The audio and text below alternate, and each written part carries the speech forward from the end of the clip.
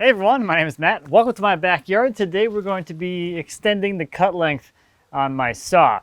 So I'm not really doing a bed extension, like a full-on bed thing. I'm just going to do extension rails to just extend the track back off the back of the saw here, because I don't really need bunks back in here for the logs to rest on.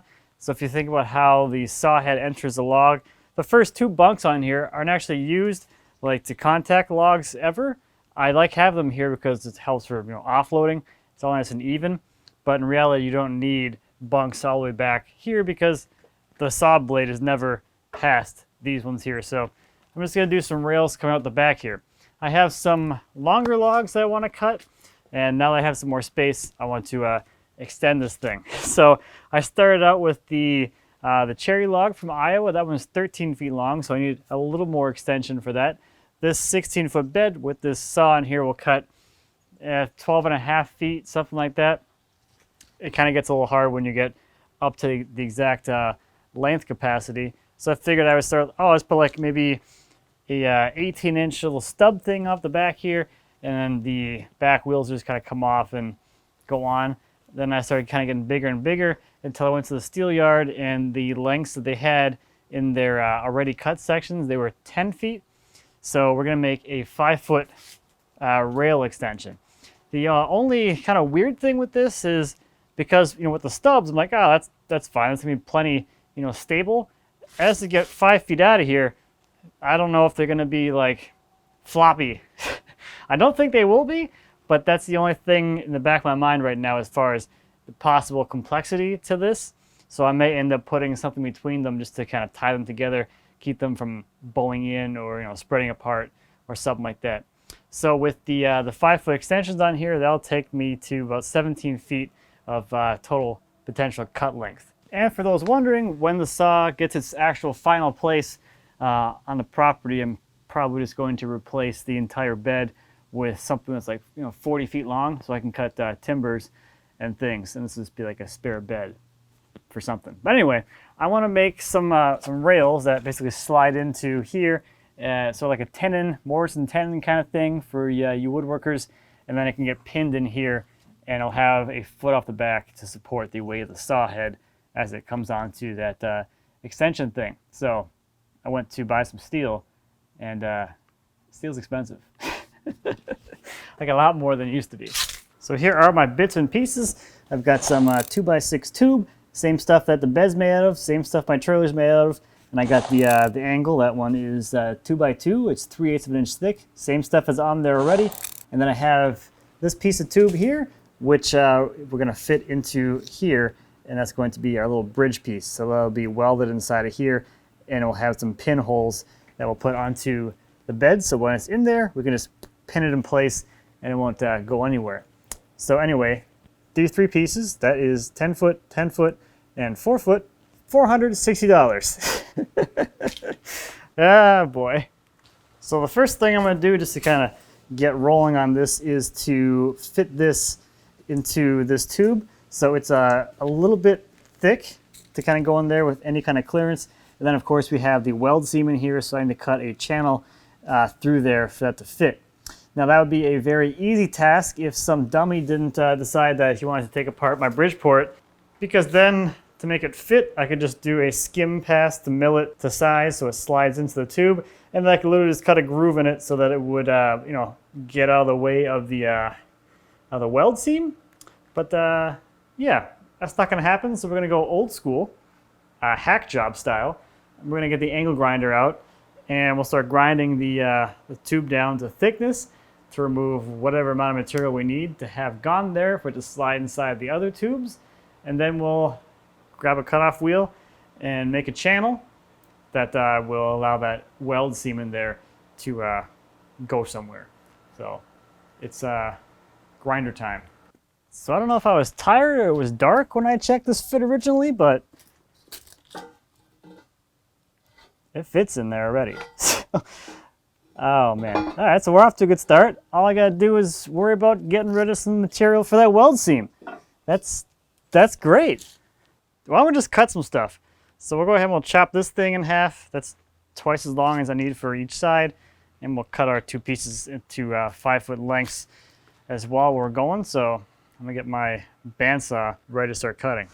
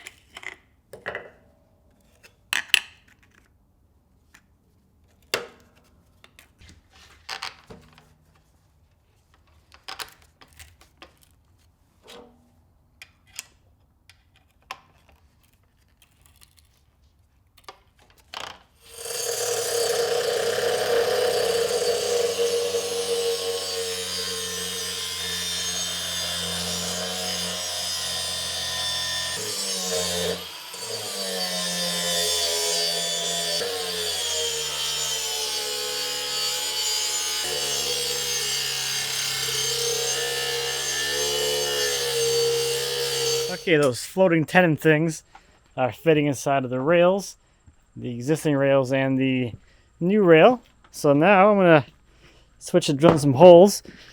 So I need a hole in the underside of the new rails for the new leveling foot, just like those ones over there. And then I need some holes through the ends here, which will allow me to plug weld this floating tenon inside of this tube.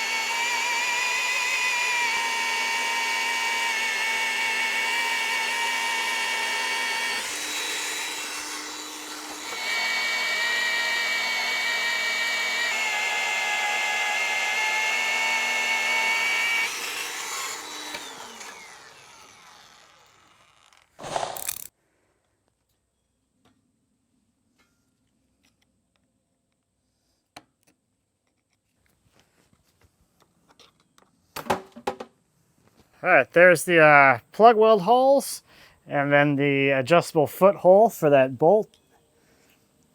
So I'm gonna get these cleaned up and then I'll weld the little nut here for that foot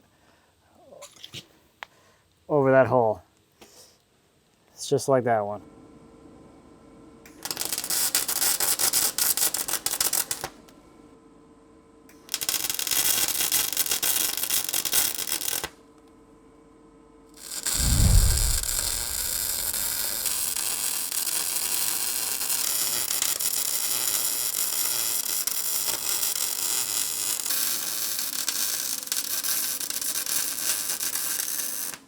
All right, while those cool off a little bit, I'm gonna go ahead and prep this area here.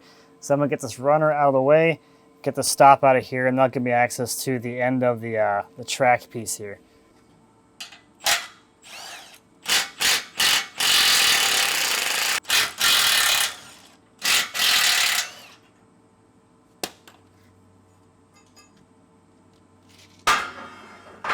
So really the only thing that worries me a whole lot about extending this track is that exact intersection between two track pieces. I want that to be nice, smooth, and seamless.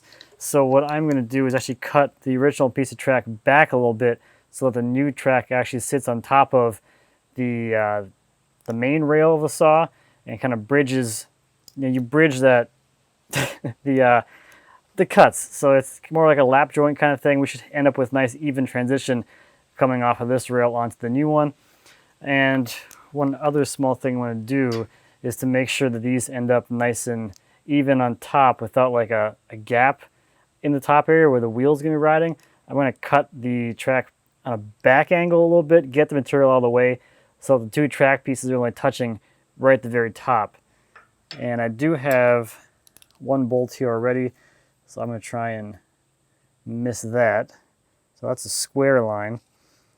So as a little bit of an indicator, I can come in here, and as long as I start maybe on this side of the line and I end up on this side of the line with the saw, with a cutoff wheel, I should be okay.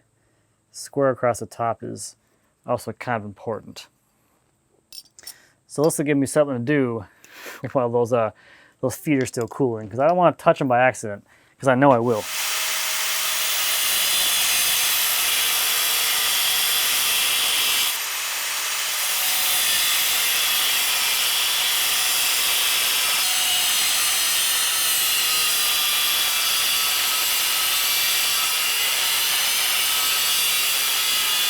So a little bit of back angle on here, and now I just have to carry across the flat area, which doesn't matter nearly as much.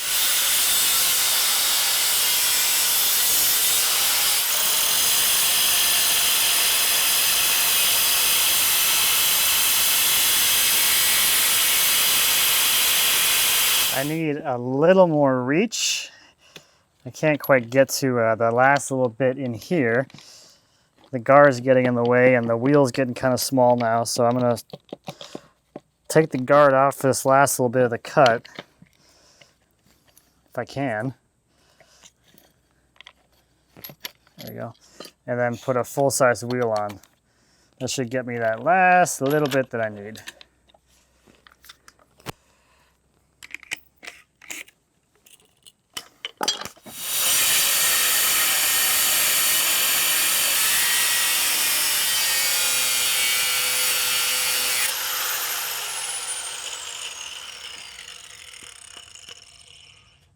Tiny little bit there still.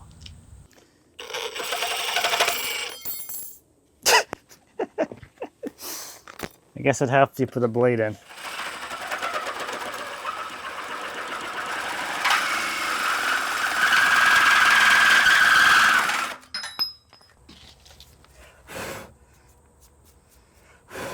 Very nice. Okay, same thing on the other side now.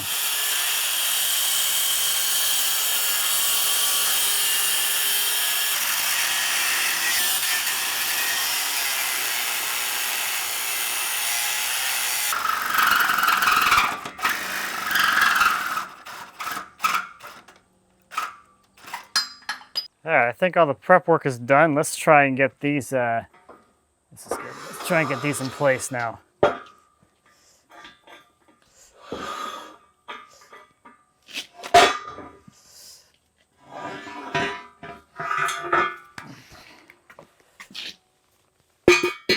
So as things continue to evolve in my mind, I think I'm going to stick our floating tenon into this piece, since I don't really care if it slides in there. It's only going in there once. And then we can slide the whole assembly into the end of the rails. Yeah, I'll slide it in, make sure it's aligned. I'll tack it for now, and then we'll try and fit it into the end of the saw.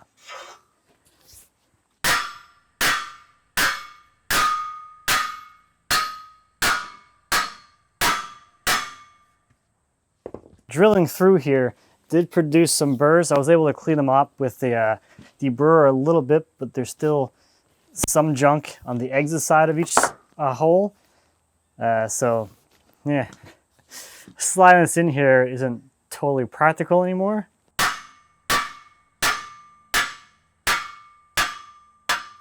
That's okay. So in theory, this slot in here should be enough to sort of keep it aligned, like keep it from rotating. And I think it did. I'll just double check it and tap it around just in case. And then I'll just get a quick tack.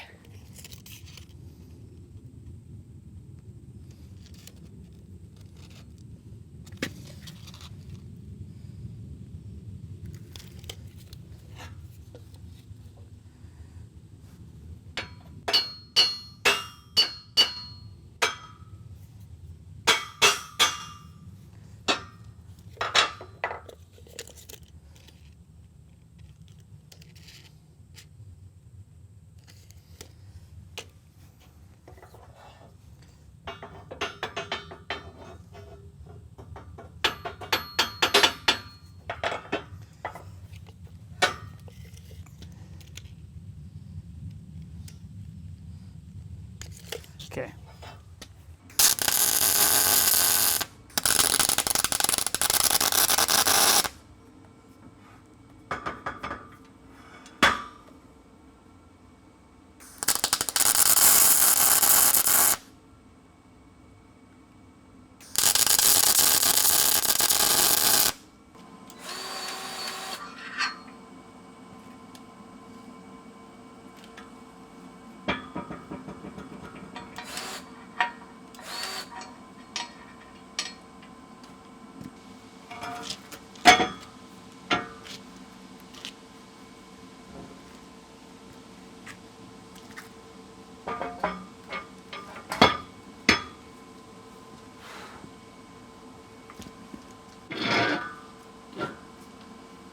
Whew.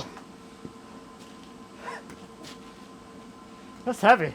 Tappy, tap, tap.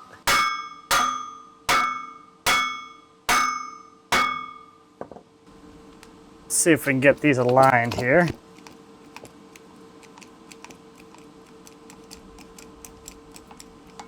There we go. And this new piece of track, since the bridge is over here, that'll also help to further align this thing up and down. Oh, there we go. That's kind of what it's going to look like. So I think to kind of further get this more in place, or final place, I'm going to do all of the drilling and tapping at this piece of angle attached now. Get it all bolted in everywhere. Do any last little bit of alignment, because we haven't done this yet. And then I'll go ahead and I can drill the pins in here. I think. I think that's the plan. We'll see.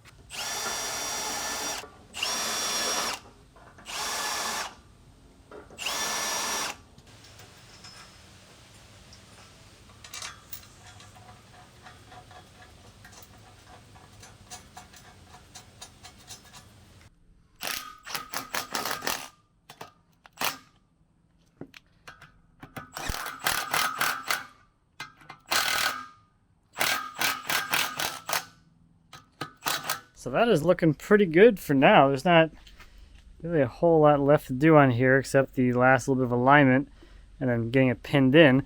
So I think I'm going to take this side to the same point as this, and then I'll do the last little bit of alignment, making sure everything is exactly where it needs to be before doing all the pins. So I'm going to run through this side real quick, and then hopefully this should be pretty easy to align. I hope.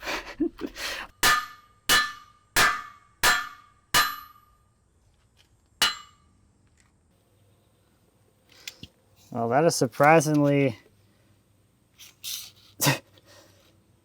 like spot on right away.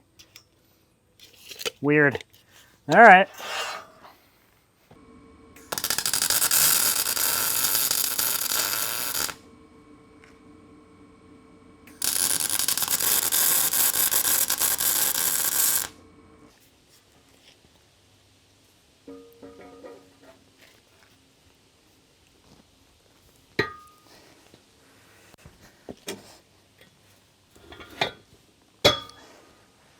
Whew.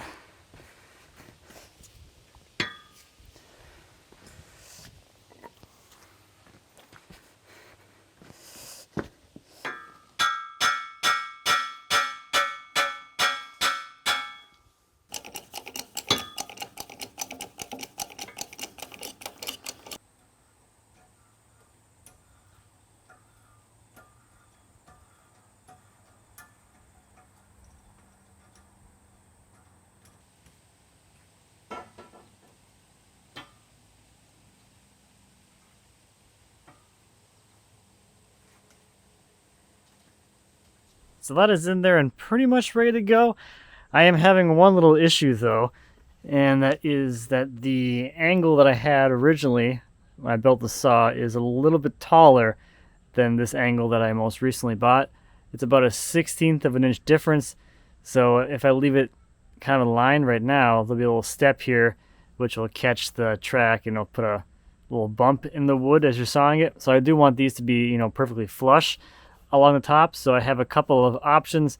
I can raise the tube up so it's no longer in line with the existing tube, and there'll be a little bit of step there, and that will raise this up a little bit, and then I would just have to shim right here where the new angle is lapped over the tube. Or I can leave the tube in line so it's in line with the existing and shim this entire angle up a little bit. I don't know which method I want to go with yet, so I'm going to think about that one a little bit. But otherwise, it's looking pretty good. That's conceptually, that's what I had in my mind. Two little extension things for the carriage to come off onto. So as I've been thinking about this, what I think is going on is that the difference I have here is the thickness of 2 layers of paint, because I have paint on the top of the tube and the paint on the underside of the rail, and I think it's just enough to get me a little bit of a step there. So I'm going to proceed as if these were lined up, and they should get a lot closer to lined up once this is painted. So I'm not really going to worry about that right now. I'm going to go ahead and get my alignment dialed in. So I have a string line here that I'm going to use to get the tubes aligned using the cutoff I have from that piece of angle over there. I can run my string across, and then I can make sure that this tube isn't high or low relative to that, so it comes off straight as an extension of that tube in the sawmill track.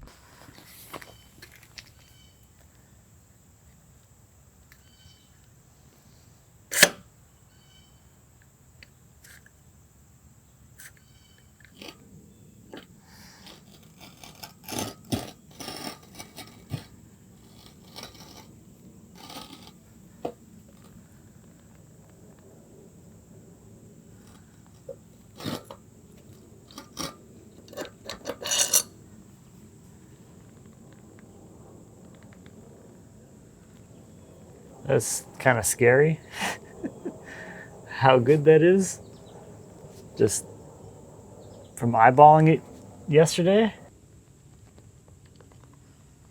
I think that's well within the tolerances of sawing wood. So I'm gonna call that one good. Here it is from this perspective. That looks pretty darn straight to me. I'm gonna get the other one dialed in, and then we'll get the pins in there.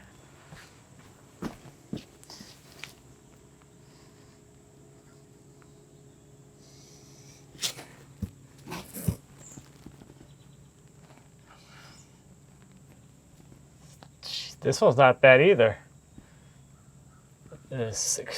Wow, surprisingly close. That side's just a little high. Well, that's easy.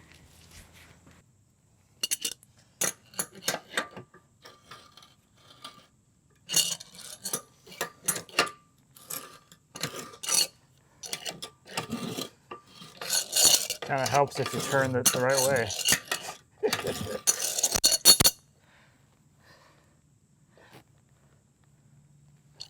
That's good. There we go. That looks pretty good. So I just want to check one last thing, just so I know what I'm getting kind of into. I just want to see what the rails are doing on that end. It's 75 and a 16th.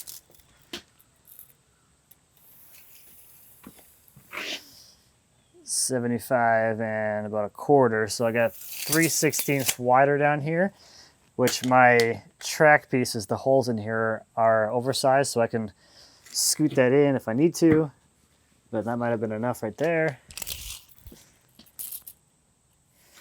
And when I put those pins in, that might tweak things again.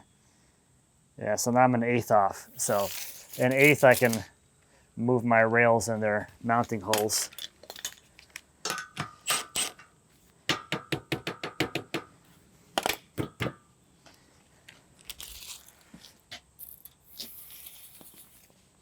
Yeah, that's actually pretty good. That's a lot closer. All right, that's a lot. So still maybe 1/8 out, so not too big of a deal. We'll take a closer look at this once these are pinned in here, and start chasing that.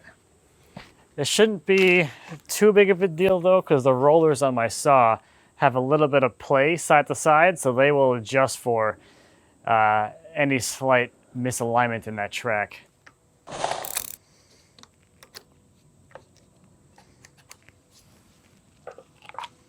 One of the nice things about this style of mag drill with the permanent magnet is you can put the magnet on a little bit, and that makes sticking it to like something that's not a vertical surface a little bit easier, and you can bump it around and get your hole exactly where you want it.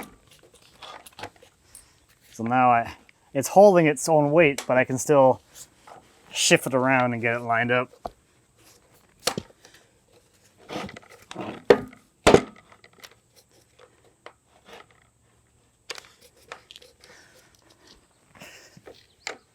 That's probably pretty good. Right about there. And now I can fully engage the magnet and get to drilling.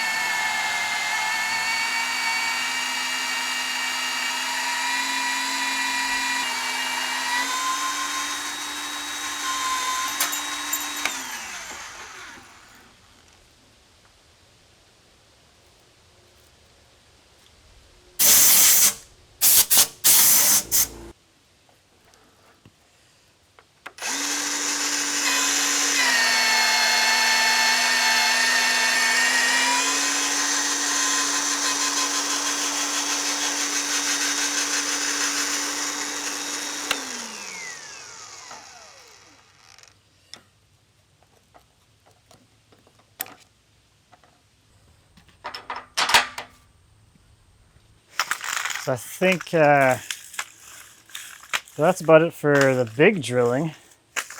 It's always crazy how much like shavings and chips and stuff. That's just from the holes I've drilled out here. It's quite a lot. So I think the last thing is just to give my plug welds here some actual weld, and then we should be able to just roll the sawmill onto here and see how it does. After that, the only last little thing fabrication-wise is going to be to drill and tap the holes for the carriage stops, because those are kind of important.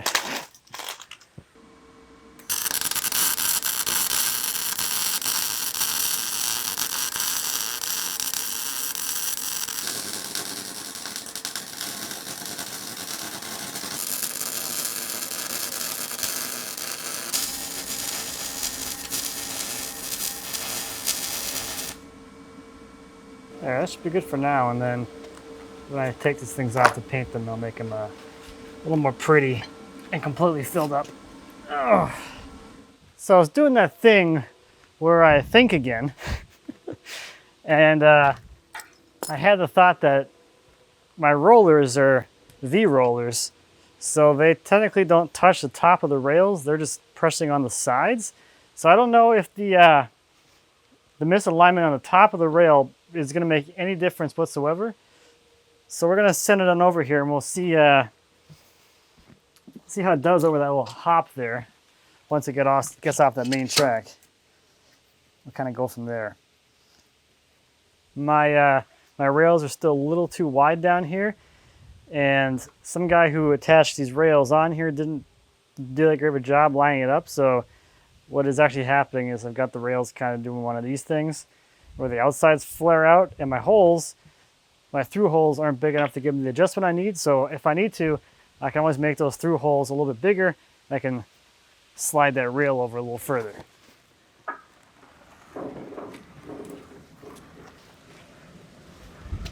right, here we go. Wait, we already passed it.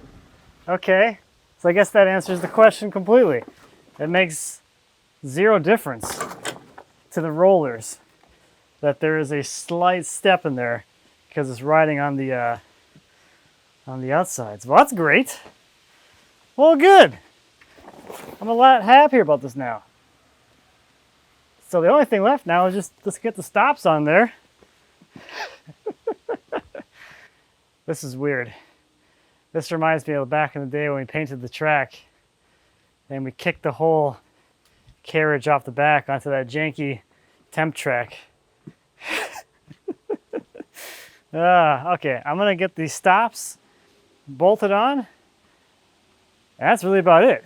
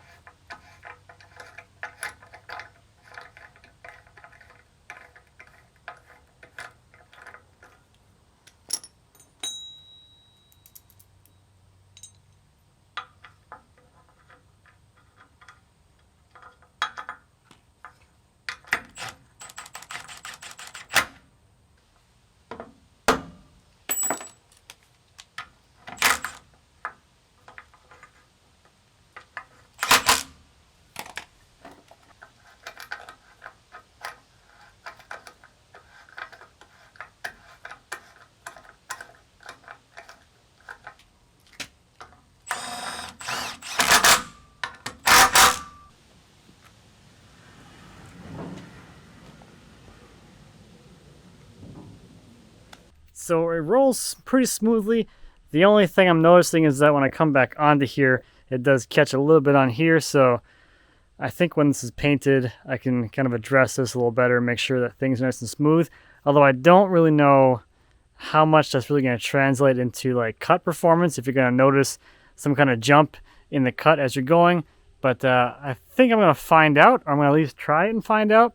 So I have a few logs I'm going to try and run through here before, you know, fall and winter happens.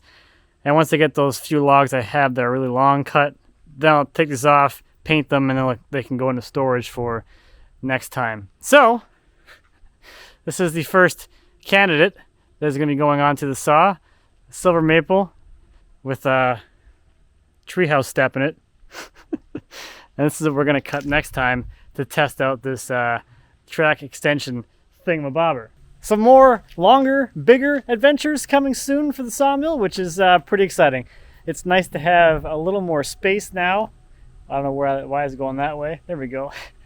It's nice to be somewhere with a little more space now. Back at the old house, I couldn't even think of cutting anything longer than what I have here already, and taking this to the 17 and a little over that in 17 foot like 6, 17 foot 4 is the total cut length, which would give me a little bit of leeway for cutting 16 foot long material. So I think that should be pretty good for now. The nice thing is, if I want to add a little more, I can always stick a couple more onto this side if I want to make some more that go this way, and I can get more track and all that. I think 5 feet is pretty good before you start needing to have cross ties. I think I have enough room there where I'm not worried about not having a bunk in front of there too. I think it's going to work out really nicely, and this should last me until we have an actual place for this thing, and we make that 40 foot long track so I can cut the beams for my my shop, my dream shop, the timber frame shop. So that is going to do it for this one. Thank you, as always, for watching. I greatly appreciate it. If any questions or comments on the sawmill or whatever, please feel free to leave me a comment. As always, I'd be happy to answer any questions you might have. And until next time, happy woodworking and whatnot.